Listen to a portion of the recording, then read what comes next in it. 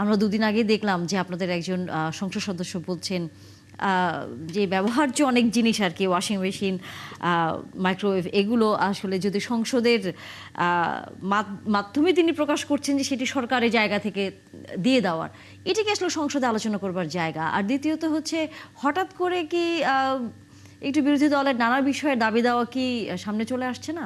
মোস্তফা ফয়সাল, যেটি আসলে জানতে চাই সেটি হচ্ছে যে সংসদে আমরা দেখছি আপনাদের যারা প্রতিনিধিত্ব করছেন আপনাদের দলের সংসদ সদস্য এবং কয়েকজন বলছেন যে আমরা জামাতের আগের অবস্থান দেখেছিলাম যে তারা যখন সংসদ সদস্য হবেন তারা শুল্কমুক্ত গাড়ি সরকারের পক্ষ থেকে যে সিদ্ধান্ত হয়েছে সেটি মেনে নিয়েছেন, কিন্তু তারপরে আবার আপনাদের জোটের একজন নেতা বলেছেন যে সেটি নিতে চান এবং আপনাদের দলের প্রধান সেটিকে বলেছেন যে ছোটদের কথা আসলে আবদার মেনে নেওয়ার কথা। আবার আমরা দুদিন আগে দেখলাম যে আপনাদের একজন সংসদ সদস্য বলছেন যে ব্যবহার্য অনেক জিনিস আর কি, ওয়াশিং মেশিন, মাইক্রোওয়েভ, এগুলো আসলে যদি সংসদের মাধ্যমে তিনি প্রকাশ করছেন যে সেটি সরকারের জায়গা থেকে দিয়ে দেওয়ার, এটিকে আসলে সংসদে আলোচনা করবার জায়গা। আর দ্বিতীয়ত হচ্ছে, হঠাৎ করে কি একটু বিরোধী দলের নানা বিষয়ে দাবি দেওয়া কি সামনে চলে আসছে না? জি, ধন্যবাদ আপনাকে। আসলে আপনি দেখেছেন যে জামায়াত ইসলামী আগে থেকেই, নির্বাচনের অনেক আগে থেকেই তাদের একটা প্রতিশ্রুতি ছিল যে আমরা কোনো ট্যাক্স বিন গাড়ি নেব না, কিংবা সরকারি কোনো ফ্ল্যাট প্লট আমরা নেব না। তো এটা জামাত ইসলামী তারা তাদের নীতির ব্যাপারে অটল ছিল, স্টিল নাও আমি মনে করি তারা এই বিষয়ে একমত এবং তারা এটা নেবে না।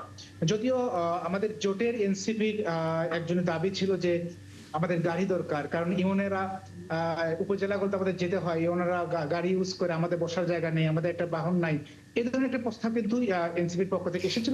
এই জায়গায় আমি একটা জিনিস একটু জেনে নিতে চাই মোশাররফ হোসেনের কাছ থেকে, যে যেহেতু আপনারা গাড়ি নিচ্ছেন না, মানে সংসদ সদস্যরা গাড়ি নিচ্ছেন না সরকারি সিদ্ধান্ত অনুযায়ী, আপনারা কি এই ক্ষেত্রে কোনো ধরনের ভাতা কি পান, অর্থাৎ যানবাহনের কোনো খরচের বিষয়টা কি আসলে সংসদ সদস্যরা আপনারা পান কিনা? না, এখানে কিছুটা খরচ দেওয়া হয় যানবাহনের জন্য, কিছুটা। আচ্ছা, আমরা এরপরে বাকি অংশটুকু আবার আলোচনা করব ওনার কাছ থেকে, ফয়সালের পারভেজের কাছ থেকে বাকি অংশটা শুনে আসি। অর্থাৎ তার মানে কিছুটা হলেও হচ্ছে সংসদ সদস্যরা পান, যেহেতু তারা শুল্কমুক্ত গাড়ি ব্যবহার করে। 70,000 টাকা পান মাসে। মাসে 70,000 টাকা, মাসে 70,000 টাকা আমাদের একজন যাতায়াত ভাতা পান, একজন আমাদের অতিথি বলছিলেন। আচ্ছা, জি বলুন। জি, যে কথাটি বলছিলাম, আসলে জামাত ইসলামী বিষয়ে অটল আছে, যদিও এনসিপির পক্ষ থেকে দাবি করা হয়েছিল যে আমাদের বাহনের প্রয়োজন কিংবা ধরনের বিষয় রয়েছে।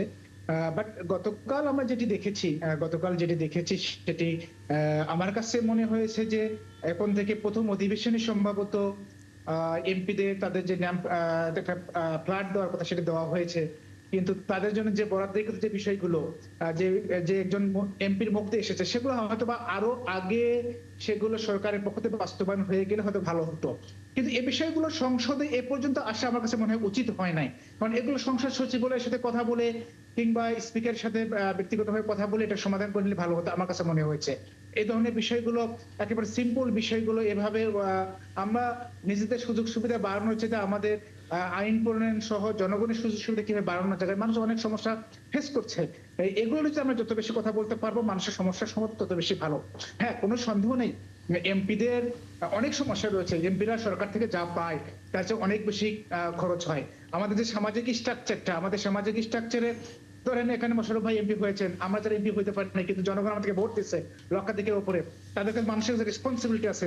একজন এমপি আমরা কাছ থেকে অনেকে দেখছি তার কি পরিমাণ প্রতিনিয়ত সমস্যা ফেস করছে, এমন কোনো দিন নেই 50 জন 100 জন মানুষ ব্যক্তিগত সহযোগিতার জন্য আসছে না। এগুলো কিন্তু রাষ্ট্রীয় সহযোগিতা, এগুলো কিন্তু তারা সমাধান করতে পারছে না। আমাদের ভালো হতো যে আমাদের এমপিদের ডেভেলপমেন্টের সাথে সম্পর্ক না রেখে এমপিদের বেতন যদি আরো বাড়াইয়ে দিয়ে তাদের আইন প্রণয়নের কাজে যদি পুরোপুরি রাখা যেত, আমার কাছে মানে আরো বেশি ভালো হতো। মানে আপনি বলছেন এমপিদের বেতন বাড়ালে ভালো হতো? এমপিদেরকে উন্নয়নমূলক কর্মকাণ্ডের সাথে সরাসরি সম্পর্ক না রেখে, মানে যে স্ট্রাকচারে এখন ব্যবহার করা হচ্ছে তাদের ব্যক্তিগত ভাবে তারা সৎ থাকার অনেক করছে। আজকে একটা বিএনপির একজন এমপি সম্ভবত ফরিদপুর থেকে নির্বাচিত, ছাত্রদের একসময় নেতা ছিলেন, শহীদুল ইসলাম বাবুল ভাই হবে সম্ভবত, উনি বলছিলেন যে আমাদেরকে যে পরিমাণ খরচ, যে একজন এমপি কে সৎ জীবনযাপন করা ইটস ভেরি ডিফিকাল্ট, কারণ অনেক বেশি মানুষের প্রত্যাশা অনেক বেশি। কিন্তু আমাদের রাষ্ট্রীয় স্ট্রাকচার, সামাজিক স্ট্রাকচার কিন্তু এর সাথে এখনো অ্যাডাপ্ট করে নাই। এই জন্য এগুলো আমরা চিন্তা করতে হবে যে এমপিদেরকে আমরা শুধুমাত্র আইন প্রণয়নের জন্য ব্যবহার করবো নাকি ডেভেলপমেন্টের কাছে এঙ্গেজ রাখবো। যদি সামাজিক, রাজনৈতিক সবকিছু যদি এঙ্গেজ রাখি, মানে আপনি এমপিদের ব্যক্তিগত আসলে সুযোগ সুবিধা বা তাদের বা উন্নয়নের কথা আসলে বলছেন, তাই তো? আপনার কাছে মনে হয় যে আইন প্রণেতা হিসেবে তাদের কাজের থেকে তাদের ব্যবহার্য জিনিসপত্র সরকারের পক্ষ থেকে বাড়িয়ে দিলে বোধহয় ভালো হতো। কিন্তু এটি কি রাজনীতির আসলে একটি ধারা আসলে আগের মতো হয়ে যাচ্ছে কিনা? আমি একটা জিনিস একটু জি। এখানে যোগ দেখেন, করতে চাই। আমি এগুলো খুব অনেক MP কে চিনি, বিব্রতকর যে- একটা বিষয় যে এমপিরা তাদের ব্যক্তিগত সুযোগ সুবিধা নিয়ে সংসদে কথা বলেন। ওনারা কিন্তু জনগণের সেবা করবেন সেটা অঙ্গীকার করেই জনগণের কাছ থেকে ভোট নিয়েছেন। এখন সেবা করার জন্য ওনারা কিন্তু কোনো কন্ডিশন সেট করেননি যে আমি এই কন্ডিশন ফুলফিল হলেই মাত্র আমাকে যদি মাইক্রোওয়েভ দেওয়া হয় তাহলেই কিন্তু আমি আপনাকে করতে পারবো, না হলে পারবো না। এ ধরনের কোনো কন্ডিশন কিন্তু ওনারা সেট করেন। ওনারা আনকন্ডিশনালি মানুষের কাছে গিয়েছেন, গিয়ে মানুষের কাছে ভোট চেয়েছেন, বলেছেন যে তাদের সমস্যা তারা সমাধান রাইট, করবে। মানুষের কাছে ভোট চেয়েছেন, মানুষের সেবা করবেন বলে তারা মানুষ তাদেরকে সংসদে ভোট দিয়ে নির্বাচিত করে এখানে পাঠিয়েছেন। এখন মানুষের সমস্যার কথা না বলে বা মানুষের সুযোগ সুবিধার কথা না বলে ওনারা যখন নিজের সুযোগ সুবিধার কথাটা সংসদে বেশি করে বলেন তখন এটা খুব দৃষ্টিকটু লাগে, উনি যে দলেরই সংসদ সদস্য হন না কেন। আমি মনে করি যে রাজনৈতিক দলগুলোর যে সংসদীয় দল আছে তাদের বৈঠকে, এখানে একজন সংসদ সদস্য আছেন মোশাররফ ভাই, তাদের বৈঠকে এগুলো আলোচনা করা উচিত এবং দলীয়ভাবে সিদ্ধান্ত নিয়ে ওনারা যদি সংসদে যান ওনারা কোন বিষয়ে কথা বলবেন, তাহলে আমার মনে হয় না যে এই ধরনের সমন্বয়ের ঘাটতি থাকে বা কেউ এই ব্যক্তিগত চাওয়া পাওয়া নিয়ে সংসদে কথা বলতে পারেন। এবং দল নিজে তো উনি বিব্রত হন, দলকে বিব্রত করেন, ওনার দলের কর্মী সমর্থক যারা আছে তারা বিব্রত হয়, সাধারণ মানুষও আসলে বিব্রত এবং একই সাথে বিরক্ত বোধ করে এই যখন ওনারা এ ধরনের অপ্রয়োজনীয় বা ব্যক্তিগত বিষয় নিয়ে সংসদে কথা বলেন। সংসদ সদস্যদের আসলে পাঠানোই হয়েছে মানুষের হয়ে কথা বলার জন্য, ওনাদের নিজেদের সুযোগ সুবিধার জন্য না। নিজেদের সুযোগ সুবিধা ওনারা যদি একটু হোমওয়ার্ক করে যান, এটা তো আপনার নিয়ম কানুনের মধ্যে আছে ওনারা একজন সংসদ সদস্য হিসেবে কি কি সুযোগ সুবিধা প্রাপ্য, সেটা যদি ওনারা হোমওয়ার্ক করে, ভাই যেটা বলেছেন যে সংসদ সচিবালয়ের সাথে কথা বলে ওনারা ওনাদের নিয়ম অনুযায়ী বিধি অনুযায়ী যা প্রাপ্য সেটা বুঝে নেন, তাতে দোষের কোনো কিছু নেই, কারণ এটা রাষ্ট্র তাকে দিচ্ছে তার কাজ করার জন্য। কিন্তু এর বাইরে রাষ্ট্রের যেখানে আইন প্রণয়নের কথা বলা উচিত, যেখানে মানুষের সমস্যাগুলো তুলে ধরা উচিত এবং মানুষের আইন প্রণয়ন নিয়ে ডিবেট হওয়া উচিত। রাষ্ট্রের অনেক সমস্যা আছে, বাংলাদেশ তো একটা দারিদ্র্যপীড়িত একটা এখন ভঙ্গুর অর্থনীতির একটা দেশ, এখানে এত বেশি সমস্যা, এই সমস্যাগুলো সমাধানের জন্য বিরোধী দল সরকারকে পরামর্শ দিতে পারে বা সরকারের কোনো ভুল পদক্ষেপ থাকলে সেটা নিয়ে কথা বলতে পারে। কিন্তু সেটা না নিয়ে আমরা যদি দেখি যখন আমাদের একজন সংসদ সদস্য বলেন যে বাজেট হওয়া উচিত মাত্র ৬,০০০ কোটি টাকা, তখন বোঝা যায় যে আমাদের মাননীয় সংসদ সদস্যের বাজেট নিয়ে কোনো হোমওয়ার্ক নেই। এবং আমাদের কেউ যদি ওনার পারিবারিক ব্যাকগ্রাউন্ড নিয়ে উনি যদি কথা বলে, দেখা গেল যে উনি ওনার নিজের পারিবারিক ব্যাকগ্রাউন্ড সম্পর্কেই ভালোভাবে রিসার্চ করেননি, উনি জনগণের সমস্যা নিয়ে রিসার্চটা কী করবেন। তো এগুলা আসলে একজন সংসদ সদস্যর কাছ থেকে যখন আসে, আমি দুঃখিত মোশাররফ ভাই আছেন আমার খুব প্রিয় একজন মানুষ, উনিও সংসদ সদস্য, যখন ওনারা এগুলো নিয়ে কথা বলেন মানুষের কথা বাদ দিয়ে, তখন আমরা নাগরিক হিসেবে খুব কষ্ট পাই। এবে মোশাররফ হোসেন, আপনার কাছে কি মনে হয় হঠাৎ করে কি জামায়াতের সংসদ সদস্যদের নানা ধরনের ব্যক্তিগত চাওয়া পাওয়া কি সংসদের এটা কি বলবো আমরা যে দেখা যাচ্ছে? আমি একটু যদি বলি তাহলে ব্যাপারটা মানে স্পষ্ট হবে। আসলে ব্যাপারটা কিন্তু যেভাবে উপস্থাপন করা হয়েছে ব্যাপারটা কিন্তু তা না। আপনি দেখেন যে এমপিদের, আমি এখানে দুইজন নেতা আছে বা আপনিও আছেন, একজন এমপি প্রতিদিন যেভাবে সাধারণ মানুষকে তার ফেস করতে হয়, সেখানে এমপিদের জন্য যে সুযোগ সুবিধা, আমি তো বর্তমানে সংসদ সদস্য আছি, আমি দেখেছি এটা কিন্তু আসলে খুবই অপ্রতুল। আপনি একজন এমপি কে আমি মাসের সম্মানী দেওয়া হয় মাত্র ৫৫,০০০ টাকা। এটা বাংলাদেশে আপনি যদি, আমি এমপিদের ছোট করতে চাই না, আপনি দেখেন অন্য যারা সরকারি চাকরি করে বা ই করে, একটু স্ট্যাটাস আপনি চিন্তা করেন ৫৫,০০০ টাকা দিয়ে একটা লোক কিভাবে তাকে মেনটেন করতে হয়। আর আজকালকার যুগে আপনি স্বীকার করবেন, এখানে আজাদ ভাই আছে অথবা মোস্তফা ফয়সাল বা দর্শকরাও দেখছে যে আমরা যারা এমপি সাহেব ভোরবেলা ঘুমাতে আপনি উঠবেন, ড্রয়িং রুমে দেখবেন যে ২, ৪, ২০, ২৫, ৫০ জন বসে আছে। কারো ট্রিটমেন্টের জন্য সহযোগিতা দরকার, কারো মেয়ের বিয়ে দেওয়ার জন্য ট্রিটমেন্ট সহযোগিতা দরকার, কারো ঔষধ কিনতে হবে, কারো এই সমস্যা আছে। এগুলো রিয়েলিটি, এগুলো আমি বলছি না যে এগুলো এমপিদের কিন্তু ফাংশন না, কিন্তু রিয়েলিটি এগুলি কিন্তু আমাদের ফেস করতে হচ্ছে। আজকে আজকে যে স্ট্যাটাস নিয়ে যখন এখানে একটা কথা হচ্ছে গাড়ি নিয়ে, আমরা কিন্তু ধরেন আমাদের দল থেকে বা জামাতে ইসলামের দল থেকে বলা হয়েছে এবার গাড়ি পোলোটা আমরা নেব না, ওকে, আমরা কিন্তু এটা মেনে নিয়েছি এবং এখন পর্যন্ত এটা নিয়ে কেউ কথা পায়নি। কিন্তু যেই প্রসঙ্গটা সংসদে আলোচনা হয়েছে সেটা হলো যদি একজন ইওনো তার আপনার প্রশাসনিক ক্রম অনুসারে তার অবস্থানটা কোথায় আপনি দেখেন, অথচ দেখবেন তার জন্য কিন্তু একটা পাজরো গাড়ি আছে, তার জন্য একজন সিকিউরিটি আছে, তার জন্য একটা অফিস আছে। কিন্তু একজন এমপি সাহেব কিন্তু অ্যাবভ সচিবের উপরে তার মর্যাদা, কিন্তু তার এই ধরনের কোনো সুযোগ সুবিধা কিন্তু নাই। সে শুধু ধরেন তার একটা নির্বাচনী এসে একজন এমপির একটা তো আছেই, অনেক এমপির 2টা 3টা পর্যন্ত তার উপজেলা আছে। কিন্তু এটি তো পৌরসভা সরকারি আছে। ভাবেই তো সিদ্ধান্ত হয়েছে, আর মাননীয় প্রধানমন্ত্রী ওকে, তো না, বলেছেন। আমি সিদ্ধান্তকে আমি তো মেনে নিয়েছি, কিন্তু আমি রিয়ালিটি কথাটা বলছি। তাকে মুভ করতে কিন্তু ওখানে খুবই সংকট তার মোকাবেলা করতে হয়। সেখানে তো কিছুটা আর আর্থিক এটা- সহায়তাও তো দেওয়া হচ্ছে।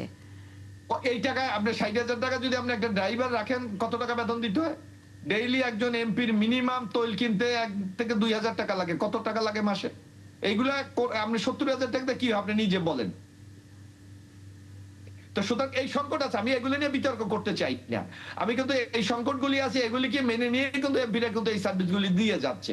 এক, এখানে যে প্রসঙ্গটা উত্থাপন হয়েছে যে মাইক্রো ওভেনের, এইটা হলো কি আমাদেরকে যেই আপনার ন্যাম ফ্ল্যাট বলেন বা থাকার জন্য যেগুলি দেওয়া হয়, ওগুলো কিন্তু ওখানে কিছু প্রায়োরিটি আছে যে এই জিনিসগুলি পাবে এমপিরা। কিন্তু আপনি দেখবেন 5 তারিখের পর সংসদ ভবন, এই যে ন্যাম ফ্ল্যাট, এগুলি কিন্তু সব লুট হয়ে গেছে। এখনো পর্যন্ত অনেক এমপি কে প্রস্তুত করে দিতে পারে নাই। তাদের কারো খাট নাই, কারো পর্দা নাই, কারো ফ্যান নাই। এই সংকটটার কথাটা উনি ওখানে বলেছেন। কিন্তু এইটাকে নানা এমন ভাবে উপস্থাপন করা হচ্ছে এবং ওখানে কিন্তু ডাইরেক্ট যে কথাটি ফয়সাল বলেছে ওখানে কিন্তু বলা হয়েছে যে যদি আপনার ব্যক্তিগত কোনো প্রবলেম থাকে আপনি সংসদ সচিবালয়ের সাথে যোগাযোগ করেন, তাহলে আপনার এই সংকটটা সমাধান করে দেবে। আমার মানে এটা নিয়ে আরো বিস্তারিত আলোচনা করার খুব একটা প্রয়োজন আছে বলে আমি কিন্তু মনে করি না। আচ্ছা, কিন্তু যে প্রসঙ্গটি আসলে আমাদের একজন অতিথি বলছিলেন যে এটি সংসদে না বলে সংসদীয় কমিটিতে আলোচনা করলে পরে। আর একটা জিনিস হচ্ছে যে এখানে আমি একমত, 100% একমত। এখানে একটা সঠিক বিষয়, হবে। মোশাররফ ভাই, আমি দুঃখিত আপনাকে ইন্টারাপ্ট করছি। প্রথমত এমপি যিনি হন, এটা তো কোনো চাকরি নয়, এটা হচ্ছে আপনার সেবা। স্বেচ্ছা শ্রম দিচ্ছেন আপনি, এবং আপনি স্বেচ্ছা শ্রম দিবেন এই অঙ্গীকার করেই কিন্তু আপনি মানুষের কাছে গিয়েছেন, মানুষের কাছ থেকে ভোট চেয়েছেন। সো এবং একজন এমপির সুযোগ সুবিধা কি সেটাও আপনারা যখন এমপি হিসাবে প্রতিদ্বন্দ্বিতা করেছেন এমপি পদে, তখন আপনারা সেটা জেনেছেন এবং একজন এমপিকে কী কী কাজ করতে হয় বাংলাদেশের বাস্তবতায় সেটাও জেনেছেন। সেটা নিয়ে এখন তার নির্বাচনী এলাকায় এমপিদের জন্য যদি বিশেষ বরাদ্দের বিধান আছে, অনেক সময় আমরা দেখেছি সেই বরাদ্দ থেকে ওনারা মানুষকে সহযোগিতা করার জন্য করতে পারেন। না না, সেটা কিন্তু তেমন একটা নাই আজাদ ভাই, আপনি না, তেমন একটা সেটা নাই। না থাকলে নাই, কিন্তু আপনারা তো এটা জেনেই আপনারা সবাই না, এমপি ওকে, হয়েছেন এটা নিয়ে এবং আমি আপনাদের বলছি বেতন যে থেকে রিয়ালিটিটা আমি বলছি আপনাকে, রিয়ালিটিটা কি এটা বলছি। না, রিয়েলিটিটা খুব কঠিন। আমাদের মতো একটা গরিব দেশ, এখানে আমরা যখন একজন এমপি আপনার নির্বাচিত করি, আমরা জানি যে ওনারা আইন প্রণেতা, ওনারা আইন প্রণয়ন নিয়ে কাজ করবেন, সেটা ওনারা সবাই জানেন। এবং কিন্তু আপনার অতীত অভিজ্ঞতায় আমরা দেখেছি যে অনেক এমপি যারা পরের নির্বাচন করেন এবং যখন ওনারা হলফনামা দাখিল করেন, তখন দেখা যায় যে ওনাদের সম্পদ নাটকীয়ভাবে অনেক বেড়ে যায়। একটা দুইটা নির্বাচনের মধ্যে আপনার যে সময়টুকু থাকে তাতে দেখা গেল যে, এটা আমি অতীতের কথা বলছি, আমাদের বর্তমান এমপিরা নিশ্চয়ই এ বিষয়ে সতর্ক থাকবেন। তার মানে হচ্ছে যে এমপিদের ইনকামের কিছু স্টেবল সোর্স থাকে বলেই কিন্তু তাদের সম্পদ এভাবে বাড়ে। কারো ক্ষেত্রে কয়েকশো গুণ সম্পদ বাড়ারও আমরা দেখেছি এমপি থাকা অবস্থাতেই। ওই যে 55,000 বা 70,000 টাকা বেতন দেয়, ওটা দিয়ে ওনার জীবন চলে না, ওনার জীবন চলার জন্য অন্য ব্যবস্থা থাকে, না হলে ওনাদের সম্পদ এভাবে কিভাবে বাড়ে। সো ওনারা যদি চান, ওনারা যেহেতু জনসেবার অঙ্গীকার করেই সংসদ সদস্য নির্বাচিত হয়েছেন, ওনারা চাইলে ওনাদের ব্যক্তিগত তহবিল থেকেও মানুষের জন্য খরচ করতে পারেন, কারণ ওনারা তো মানুষের প্রতিনিধি। তাই না? মানুষ ভালোবেসে ওনাদেরকে সংসদে পাঠিয়েছে। সো এই ভালোবাসার তো কিছুটা মূল্য থাকতেই, তাকে দিতে হতেই পারে। কিন্তু রাষ্ট্রের কাছ থেকে যদি আপনি যে সুযোগ সুবিধাটা পাবেন সেটা নিয়ে যদি সংসদে জনগণের সামনে জনগণের কথা না বলে আপনার কথাটা বলেন, সেটা বিব্রতকর। আপনার না, এইটা কিন্তু একটা বিচ্ছিন্ন ঘটনা। তবে এটা কিন্তু আপনার টোটাল সংসদ প্রসিডিউরগুলো না, দেখেন, আমি প্রত্যেকটা অবশ্যই MP কিন্তু তার নিজের এলাকা কিভাবে উন্নয়ন করা যায়, সমস্যাগুলি কি আছে, আপনি নিজে ফেস করে এসেছেন। এটা ইন্টারিম গভর্নমেন্ট, আপনি দেখেছেন যে গত আওয়ামী লীগের গভর্নমেন্টের আমলে বাংলাদেশটাকে কোথায় নিয়ে গেছে। সুতরাং এই জায়গা থেকে তুলে নিয়ে আসা কিন্তু একটা রিয়েলি একটা চ্যালেঞ্জিং ব্যাপার। আমার মনে হয় মোশাররফ ভাই, আপনি আমার সাথে হয়তো একমত হবেন। আওয়ামী লীগের আমলে এমপিদের যে চরিত্র ছিল বা আওয়ামী লীগ আমলের এমপিদের যে আচরণ আমরা দেখেছি, সেটা কোনো আদর্শ উদাহরণ হতে পারে না। কারণ সেটা একটা স্বৈরাচারী সরকারের এমপি এবং বিনা ভোটের এমপি, তাদের জনগণের কাছে কোনো জবাবদিহিতা ছিল না। তারা জনগণের ভোটেও নির্বাচিত হয়নি, জনগণের কাছেও তারা যায়নি। কিন্তু এখন যারা এই মুহূর্তে আমাদের জাতীয় সংসদে আছেন, এরা কিন্তু বাংলাদেশের ইতিহাসের অন্যতম সেরা একটা নির্বাচনের মধ্য দিয়ে জনগণের দ্বারা নির্বাচিত হয়ে এখানে এসেছেন এবং তাদের প্রত্যেকের জনগণের কাছে অনেক বেশি দায়বদ্ধতা আছে। সো আওয়ামী লীগের আমলের উদাহরণগুলো আমরা পাশে রেখে আমরা যদি বর্তমান সংসদের আমাদের যারা মাননীয় সংসদ সদস্য আছেন তারা যদি নতুন উদাহরণ তৈরি করতে পারেন, কারণ আমরা ইন্টারিম গভর্নমেন্ট থেকেই কিন্তু আমরা একটা নতুন রাজনৈতিক সংস্কৃতি তৈরি করার জন্য কাজ করছি এবং আমরা বিশ্বাস করি যে এই সংসদটাই তো আমাদের শেষ না, সামনে আরও অনেকগুলো সংসদ নির্বাচন হবে। আমাদের এই সংসদে যারা নির্বাচিত হয়েছে এত বড় একটা বিপ্লবের পরে, এত বড় একটা গণ অভ্যুত্থানের পরে, ওনারাই আসলে পরবর্তী প্রজন্মের জন্য একটা দৃষ্টান্ত স্থাপন করে যাবেন ওনাদের কাজের মধ্যে দিয়ে। কিন্তু ওনারা যদি সেটা না করতে পারেন তাহলে শুধুমাত্র এই জেনারেশন যে সাফার করবে তা না, ফিউচার জেনারেশনও কিন্তু অবশ্যই। এবং যে